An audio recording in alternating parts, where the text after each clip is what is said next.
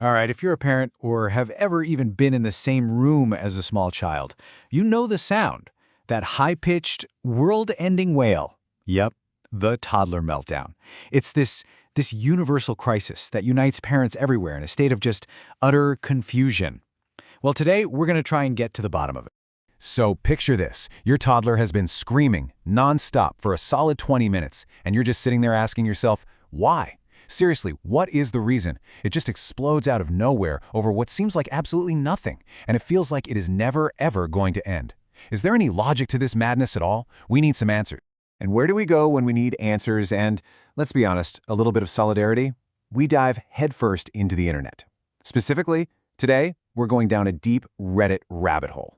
Because if there's one thing the internet is good for, it's reminding you that you are not alone in the chaos. And oh boy, did Reddit deliver. So you might want to brace yourselves because we are about to explore a catalog of the most unbelievable yet 100% true stories from parents who are right there on the front lines. Okay, our first exhibit. A 15-minute total meltdown because mom was using her left hand, not her right hand, her left. Can you even imagine?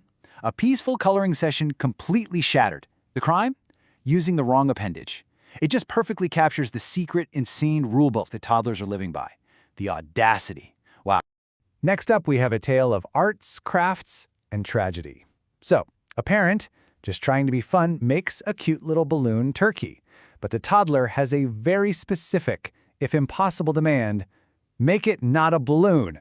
So, what do you even do with that? Well, this mom complied. She popped it. And you can probably guess what happened next. The turkey was now dead. And the meltdown that followed, the funeral service, the period of mourning for this dearly departed balloon animal, it lasted for 40 minutes. 40. That's an entire episode of a sitcom. This one is just a masterclass in toddler paradox. A toddler asks for another chicken nugget, the mom gives them exactly that, another chicken nugget. And what's the result? A full-blown meltdown. You give them precisely what they asked for, and somehow that's the worst thing you could have possibly done. Oh, and then there's this classic. A kid started crying because they wanted their shoes. A simple enough request, right? Except the shoes were already on their feet. The desire was there, the solution was literally right there, but the brain, it just could not connect the dots. Crying for the very shoes they were wearing. And now for a story of great emotional depth. A dad, in a moment of thoughtlessness, flushed the toilet. What he failed to realize was that his 3-year-old needed a moment to say a proper farewell. A true tragedy for a poop that deserved a better send-off. And now, perhaps the most profound, most existential toddler crisis of all. When offered every possible snack, toy, or activity, the toddler rejects it all with a single powerful scream, "I want nothing." They've chosen the void. I mean, seriously, philosophers have spent centuries pondering the nature of human desire, and this toddler just summed it all up in 3 words. Way ahead of their time. And just when you think it cannot get any more absurd, we get this gem. A little girl crying her eyes out because she so desperately wanted a twin sister. The thing is, she had a twin sister, standing right next to her. My brain just can't compute that one. Wow. Okay, so that was a lot. And it's hilarious, right? And it's so validating to know you're not the only one. But it still leaves us with the big question. Why? Why do they do this?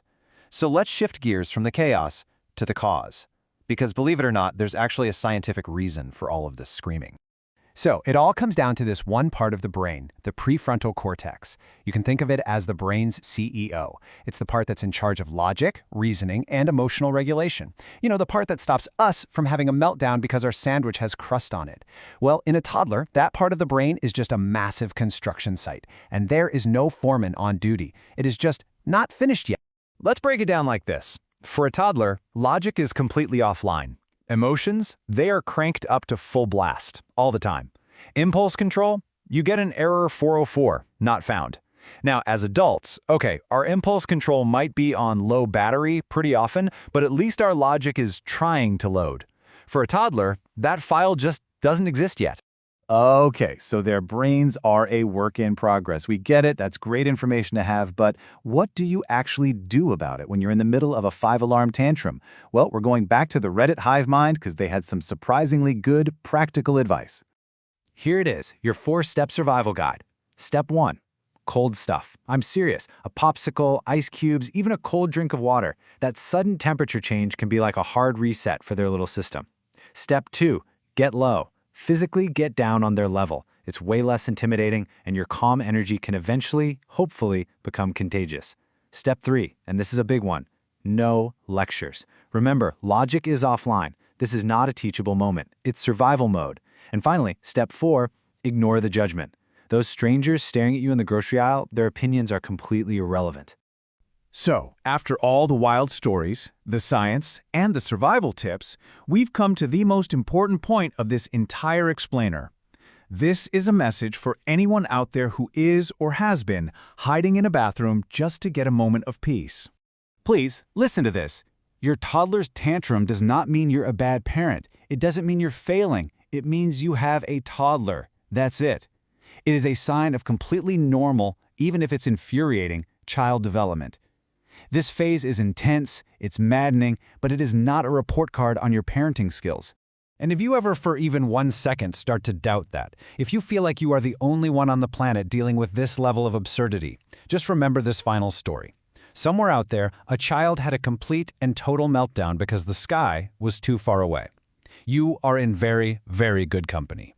So as we wrap this up, I'm turning the question over to you. We've heard some of the internet's absolute best, but I know every parent has a story. What is the most ridiculous, illogical, completely unhinged reason your toddler has ever lost their mind? The comments section is officially open for group therapy.